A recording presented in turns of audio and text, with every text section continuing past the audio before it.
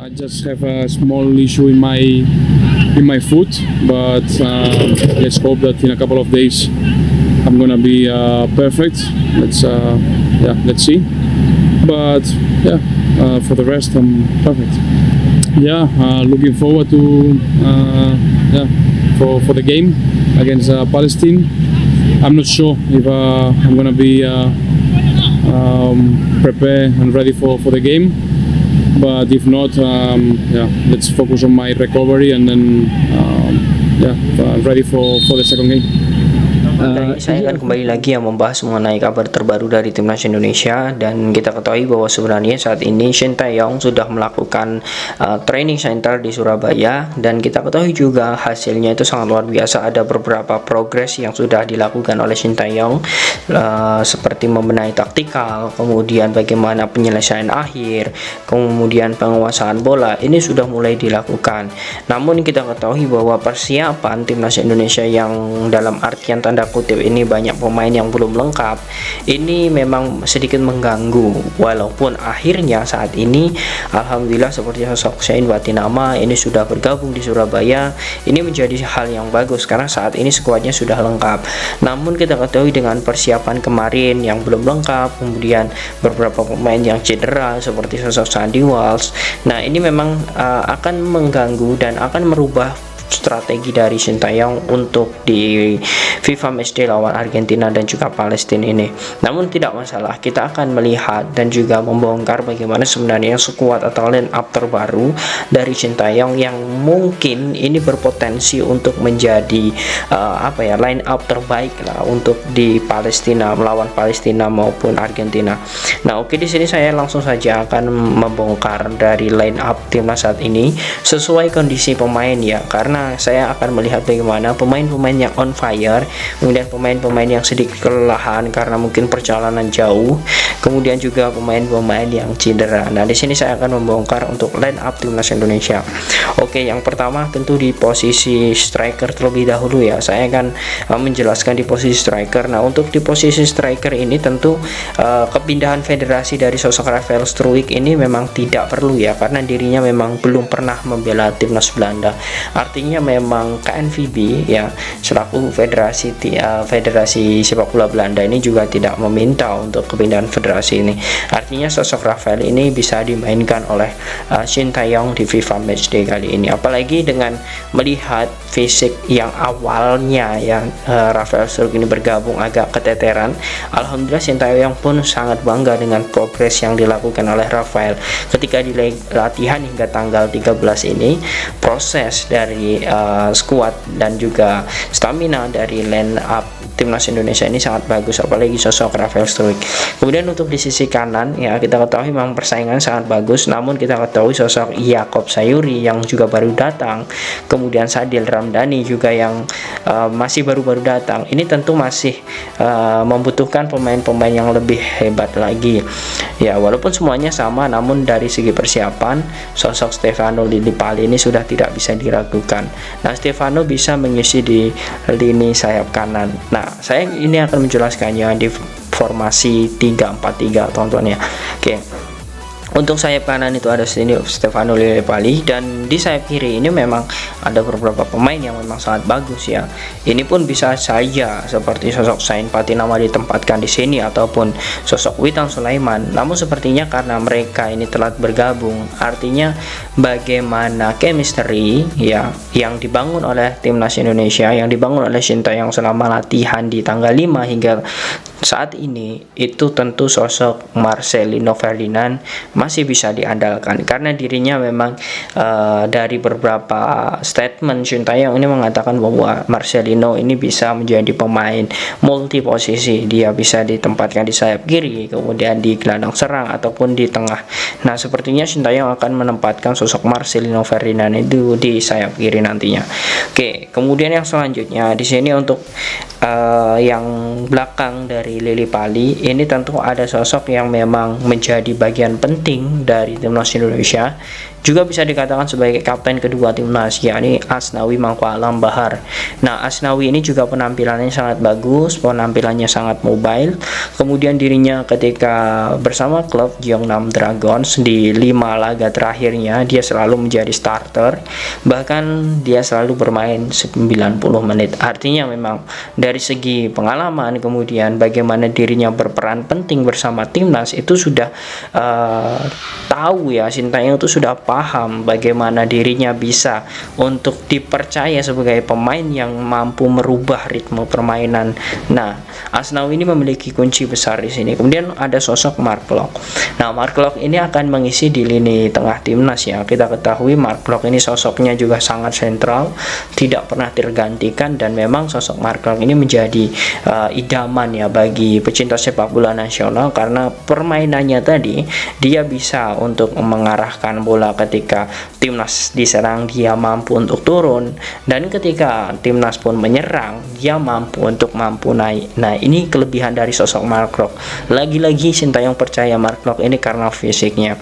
Sebenarnya masih ada seperti sosok Rahmat Irianto, kemudian Ricky Kambuaya, namun sepertinya Sintayong akan menurunkan Mark Klok ini karena secara fakta dan juga beberapa pertandingan sebelumnya Mark Klok memang selalu menjadi pemain inti dari timnas Indonesia. Nah, kemudian selanjutnya teman-teman, ini ada sosok pemain baru juga, dan dia juga sudah bergabung bersama timnas pada 5 Juni lalu, dan ini menjadi hal yang sangat bagus karena pemain ini selalu nyetel ketika di TC timnas. Ini sudah terbukti ketika pelatih fisik dari timnas Indonesia mengatakan bahwa pemain ini progresnya juga sangat bagus, sama seperti Rafael Struijk. Dia adalah sosok Ivar Jenner.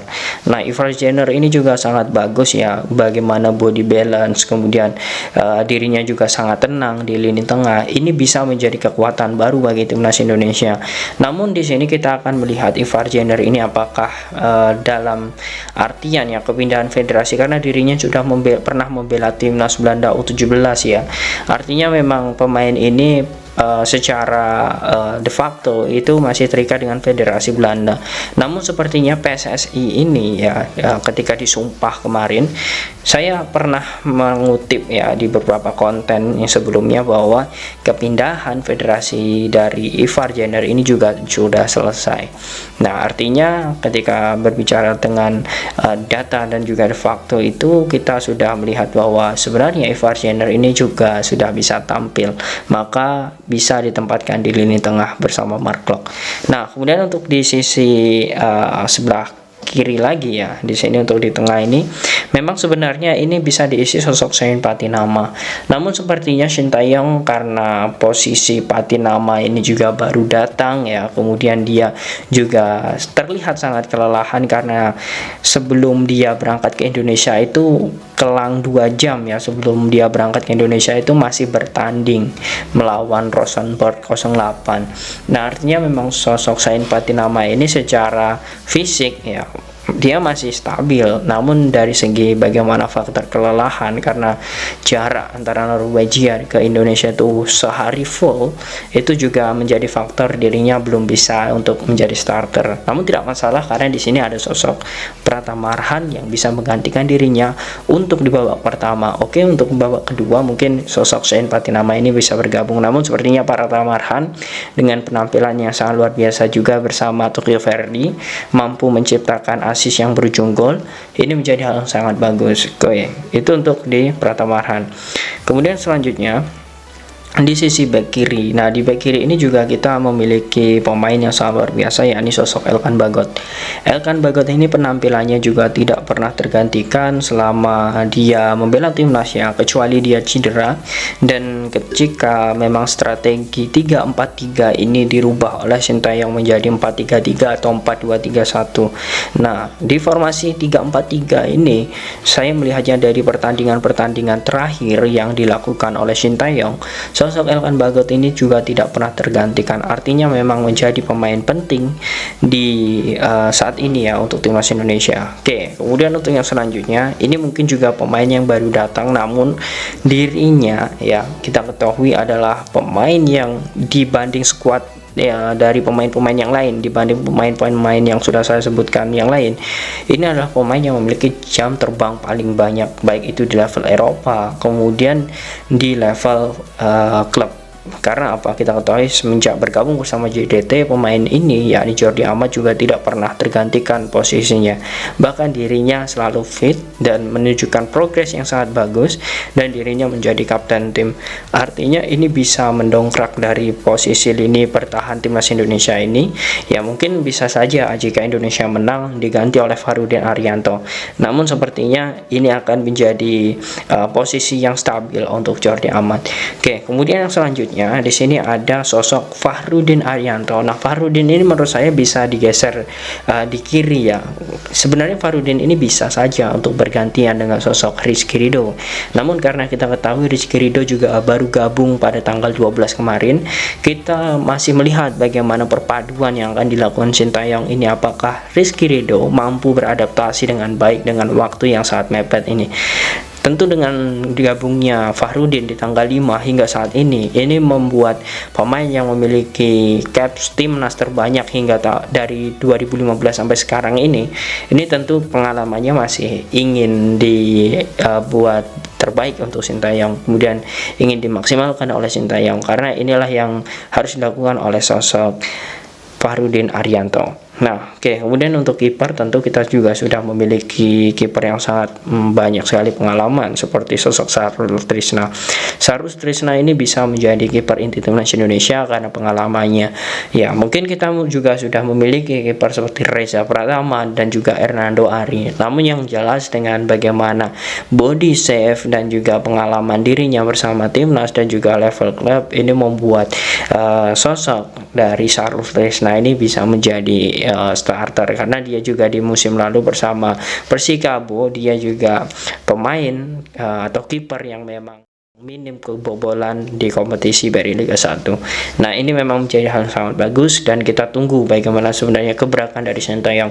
Kurang lebih untuk skema dan juga line up-nya seperti ini memang akan menjadi rotasi yang sangat bagus ya bagi Sintayong jika memang dia memaksimalkan pemain-pemain yang memang sudah bergabung latihan tepat waktu, kemudian disiplin dan juga bekerja keras serta memiliki mentalitas yang sangat tinggi. Nah, bagaimana menurut kalian teman-teman dengan line up seperti ini? Apakah kalian yakin timnas mampu mengalahkan Argentina maupun Palestina? Silahkan kalian tulis di kolom komentar.